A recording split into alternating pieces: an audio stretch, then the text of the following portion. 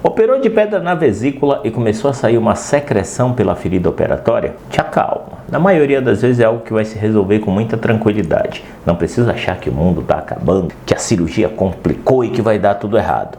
E eu vou falar das duas cirurgias, não se preocupem, tanto da cirurgia aberta quanto da cirurgia de vídeo. O que você precisa fazer? Fica aí, ser humano.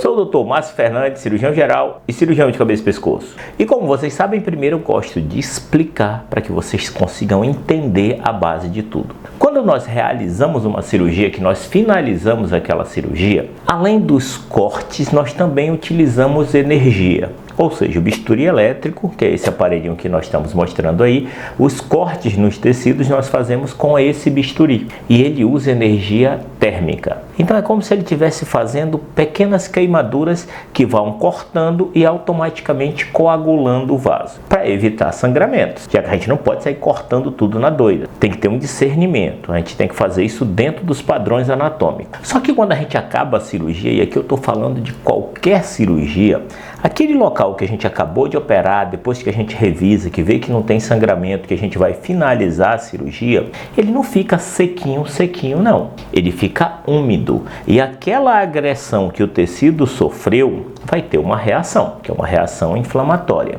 E em última análise, essa reação inflamatória vai gerar acúmulo de líquido, mesmo que não tivesse nada sangrando, que não tivesse nada acumulando sangue, mas vai acumular líquido no local da cirurgia. E isso é em tudo, pessoal. Num corte no dedo, num corte na perna, numa cirurgia de tireoide, de vesícula, numa cirurgia de hérnia. Todas vão acumular líquido, todas, 100%. A diferença é a quantidade de líquido que vai ser acumulado. Se a gente sabe que tem a pele, como eu estou mostrando para vocês, tem toda essa ferida, onde tem músculo, gordura e o fechamento da pele em cima, o líquido vai se acumular nesse espaço, ou seja, abaixo dos pontos e acima da musculatura, às vezes até no compartimento da musculatura. Só que como na maioria das vezes esse acúmulo de líquido ele é muito pequeno, a gente não faz absolutamente nada, o corpo vai absorver e aquela pessoa vai viver normalmente e nunca vai saber que aquilo aconteceu. Vai ter uma noção mais ou menos do que aconteceu, porque o local da ferida fica mais inchadinho, fica mais endurecido,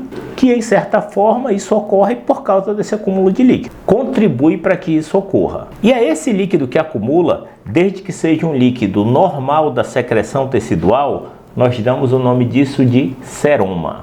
Não é infecção. É seroma, é o acúmulo de líquido na ferida, mas não está infeccionado. E aí, comumente, aquele paciente que opera da cirurgia de vídeo, ele vai ter essa drenagem de secreção pelo umbigo.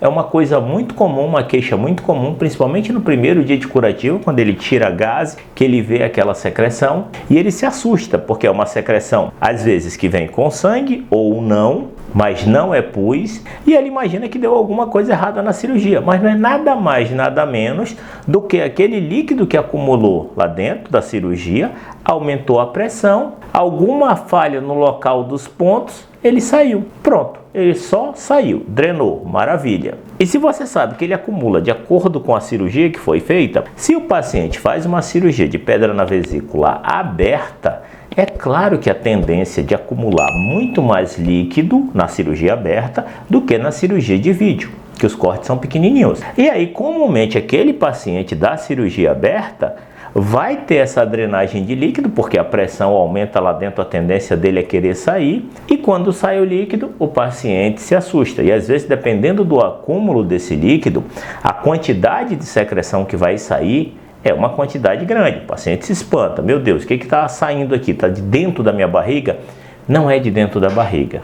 É logo debaixo da pele, na imensa maioria das vezes. Passando aqui para atrapalhar o seu vídeo, porque eu tenho um comunicado importante para você que tem pedra na vesícula. Eu criei um manual digital do paciente com pedra na vesícula, que fala desde o momento do diagnóstico, aqueles pacientes que precisam ou não operar, a forma que devem comer, com cardápio, tipos de alimento, o protocolo de internação, a cirurgia, assim como se recuperar no pós-operatório. Até curativo você vai aprender a fazer. Tudo organizado de forma sequencial. Se for útil para você, dá uma olhada no link aí abaixo. bom vídeo. Porque é claro que depois que isso ocorre é importante que você faça uma avaliação médica. Mas o que eu estou querendo te dizer é que na imensa maioria das vezes isso vai ocorrer por causa desse seroma.